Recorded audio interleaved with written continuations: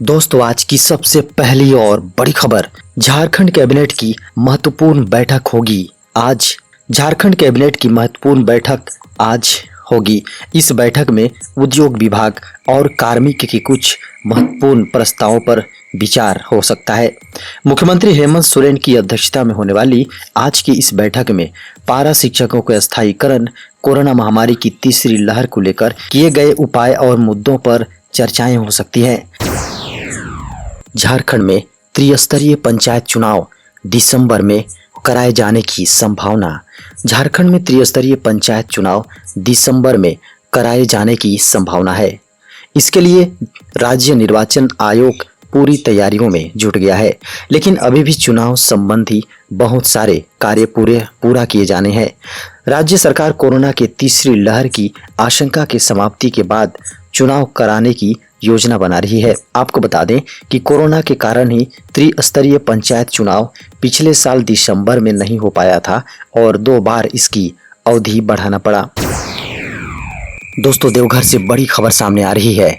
यहाँ पुलिस की गिरफ्त में आए 14 साइबर क्रिमिनल। जी हाँ दोस्तों, देवघर जिले से बड़ी खबर आ रही है। देवघर की पुलिस ने 14 साइबर क्रिमिनलों को अरेस्ट किया है। जी हाँ, आपको बता दें कि पुलिस इन दिनों साइबर क्रिमिनलों पर अंकुश लगाने के लिए अभियान छेड़ रखा है। मीडिया में आ रही खबरों के अनुसार जिले के पथरड्डा ओपी क्षेत्र के बरदेही, पालाजोरी थाना क्षेत्र के पत्थर घटिया, अंगवाली, सारठ थाना क्षेत्र के कपसा, करौ थाना क्षेत्र के डिंडा कोली तथा गौरीपुर व जात गांव के सभी साइबर अपराधी हैं। इन साइबर अपराधियों के पास से 25 mobile, 52 SIM card, 2 ATM card, 2 passbook, 2 chequebook और 1 लैपटॉप बरामद किए गए हैं। शिक्षक दिवस के अवसर पर सम्मानित किए जाएंगे झारखंड के शिक्षक। दोस्तों, शिक्षक दिवस के मौके पर झारखंड के शिक्षकों को उनके बेहतर कार्य करने के लिए सम्मानित किया जाएगा।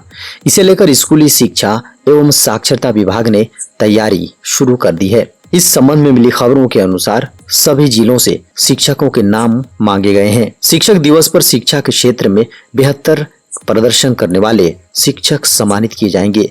स्कूली शिक्षा एवं साक्षरता विभाग द्वारा शिक्षकों को पुरस्कृत भी किया जाएगा। झारखंड के 34,000 इंटरमीडिएट में असफल हुए छात्रों की होगी पूरक परीक्षा। दोस्तों, जैक ने सितंबर के प्रथम सप्ताह में मैट्रिक इंटर की पूरक परीक्षा का आयोजन कर सकता है। इसके लिए फॉर्म भरने की आखिरी तारीख सोमवार को थी। आपको बता दें कि यह परीक्षा ऑफलाइन आयोजित की जाएगी।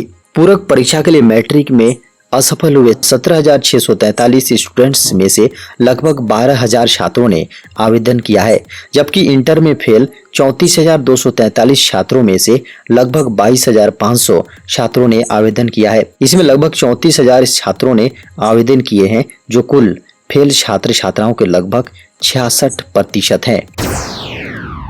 झारखंड के विभिन्न कॉलेजों संथाली, हो, कुरमाली, खोरठा, मुंडारी और अन्य क्षेत्रीय तथा जनजातीय भाषाओं के लिए 200 से अधिक पदों पर नियुक्ति होगी। मुख्यमंत्री हेमंत सोरेन ने कहा कि सरकार का उद्देश्य केवल सरकारी नौकरियों में ही झारखंड की समृद्ध स्थानीय भाषा को प्राथमिकता देना नहीं है, बल्कि इससे जुड़े पाठ्यक्रम को भी दिशा देकर सशक्त करना है। उन्होंने कहा कि राज्य के विभिन्न महाविद्यालयों में संथाली, हो, कुरमाली, खोरठा और मुंडारी समेत अन्य भाषाओं पर 200 से अधिक पदों पर जल्द नियुक्ति होगी। संथाली, मुंडारी, कुडुख, खोरठा, कुरमाली, बांग्ला और उड़िया भाषा में प्राध्यापक के 7 पदों पर नियुक्ति होगी। इनका वेतनमान 37,400 से 67,000 सातवें वेतनमान पर होगा। इसी तरह इन सभी 7 भाषाओं के लिए 14 पदों पर सह प्राध्यापक की भी नियुक्ति की जाएगी। झारखंड में कमजोर पड़ा मानसून, 28 अगस्त से पहले बारिश के नहीं है आसार। दोस्तों, झारखंड में सावन के गुजरते ही मानसून कमजोर पड़ गया है। यह स्थिति अगले 7 दिन तक बनी रहेगी। मौसम विभाग के अनुसार मानसून के 28 अगस्त तक कमजोर रहने की संभावना जताई गई है। इसके बाद मौसम में बदलाव की संभावना है। वर्ल्ड एथलेटिक में पदक जीतने वाले खिलाड़ियों को पीएम मोदी ने दी बधाई। प्रधानमंत्री नरेंद्र मोदी ने 23 अगस्त को भारत के उन सभी युवा एथलीट को बधाई दी जिन्होंने कीनिया की राजधानी नैरोबी में आयोजित 3 पदक जीते हैं। जूनियर चैंपियनशिप केन्या के नैरोबी में हो रही है। पीएम मोदी ने सभी विजेताओं को बधाई दी है और उनके एथलेटिक्स में भारत की संभावनाओं के बारे में आशा व्यक्त की है। भारत ने अपने खेल इतिहास में पहली बार अंडर 20 वर्ल्ड एथलेटिक्स चैंपियनशिप 3 पदक जीते हैं। इससे पहले भारत 1 से अधिक पदक नहीं जीत सका था। दोस्तों, लातेहार से बेहद बड़ी खबर सामने आ रही है। यहाँ रक्षाबंधन के एक दिन बाद मिला पति और पत्नी का शव। दोस्तों, झारखंड के लातेहार जिले के छिपादोहर थाना क्षेत्र से बड़ी खबर सामने आ रही है। यहाँ लात गांव में नवविवाहित दंपति का सोमवार को अलग अलग जगहों पर फंदे से लटकता हुआ शव मिलने से हड़कंप मच गया है। घटना की सूचना के बाद मौके पर पहुंची पुलिस ने दोनों के शव को कब्जे में लेकर पोस्टमार्टम के लिए भिजवाया। बताया जा रहा है कि दोनों ने पिछले साल ही लव मैरिज की थी और रविवार को रक्षाबंधन के मौके पर युवक अपनी पत्नी को लेकर उसके मायके पहुंचा था।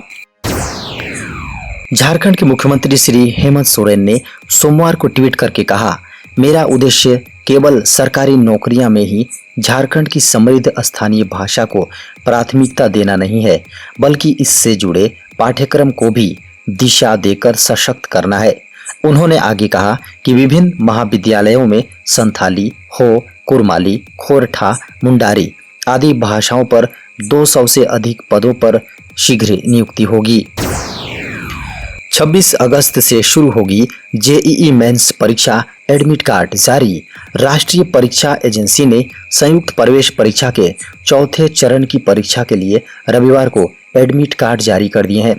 जिन उम्मीदवारों ने परीक्षा के लिए पंजीकरण कराया है वह एनटीए जेईई मेंस की आधिकारिक वेबसाइट पर जाकर अपने एडमिट कार्ड डाउनलोड कर सकते हैं। यह परीक्षा 26, 27 व 31 अगस्त और 1 व 2 सितंबर 2021 को आयोजित की जाएगी। चौथे सत्र की परीक्षा में बीई, बीटेक के लिए पेपर 1 और बी आर्क के लिए पेपर 2 ए और बी, प्लानिंग के लिए पेपर 2 बी आयोजित किया जाएगा। जेईई मेंस के चौथे सत्र के लिए मई तक 7,32,000 उम्मीदवारों ने रजिस्ट्रेशन करवाया था। रेलवे ने किया अलर्ट, ट्रेन में सफर के दौरान की ये गलती तो होगी 3 साल तक की जेल। रेलवे ने इसके लिए सोशल मीडिया पर जानकारी दी है। रेलवे ने ट्वीट कर कहा है कि ट्रेन में यात्रा के दौरान यात्री ज्वलनशील सामग्री न स्वयं लेकर चलें और न ही किसी को ले जाने दें। यह एक दंडनीय अपराध है। ऐसा किए जाने पर कानूनी कार्रवाई के साथ साथ जेल की हवा भी खा सकते हैं। पश्चिम मध्य रेलवे के अनुसार ट्रेन में आग जलाने, जी हां, आग फैलाने या ज्वलनशील वस्तुएं ले जाना रेल अधिनियम 1989 की धारा 164 के अंतर्गत दंडनीय अपराध है। इसके लिए पकड़े गए व्यक्ति को 3 वर्ष तक की कैद या 1000 रुपए तक का जुर्माना या फिर दोनों सजाएं हो सकती हैं। झारखंड के पूर्व मुख्यमंत्री श्री रघुवर दास ने ट्वीट करके कहा, मन में बेहद संतोष की है कि यशस्वी प्रधानमंत्री श्री नरेंद्र मोदी जी के मार्गदर्शन में झारखंड में भाजपा की हमारी डबल इंजन सरकार ने विकास का जो बीज, जी हां, बीज तब बोया था वह अब फल देने लगा है।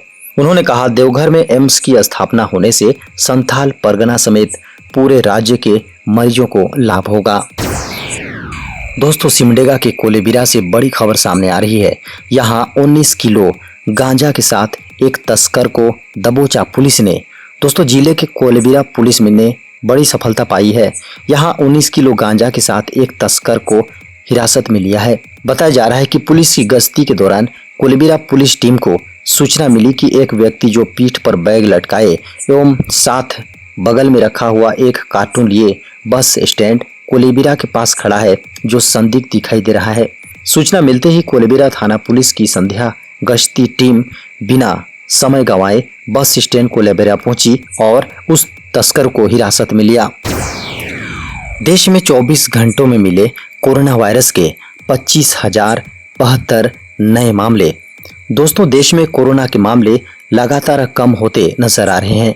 भारत में पिछले 24 घंटों के दौरान कोरोना वायरस के 25,072 नए मामले सामने आए हैं।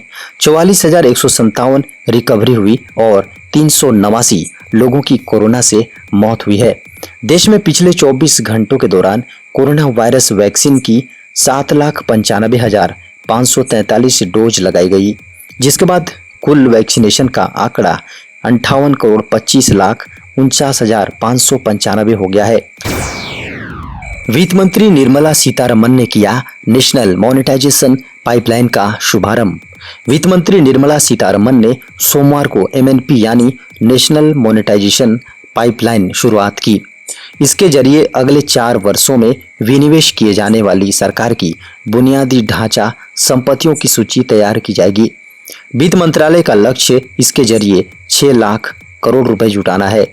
इस मौके पर बोलते हुए नीति आयोग के मुख्य कार्यकारी अमिताभ कांत ने बताया कि राष्ट्रीय मुद्रीकरण पाइपलाइन बुनियादी ढांचे में सरकारी निवेश और सार्वजनिक धन के मूल्य को अनलॉक करने के लिए है। झारखंड में ब्लैक फंगस के अब तक कुल मरीज हैं 167। झारखंड में सोमवार को ब्लैक फंगस का एक भी नया मरीज नहीं मिला है। ब्लैक फंगस से झारखंड में अब तक 31 लोगों की जान गई है। हेल्थ डिपार्टमेंट के अनुसार झारखंड में ब्लैक फंगस के कुल 167 मरीज हैं।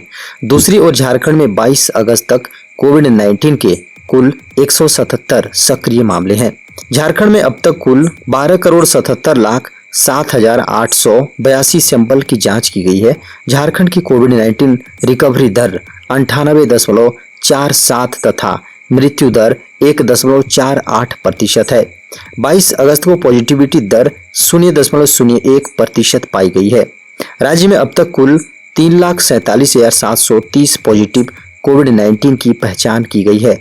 अब तक कुल 5,132 लोगों की कोरोना वायरस से जान गई है।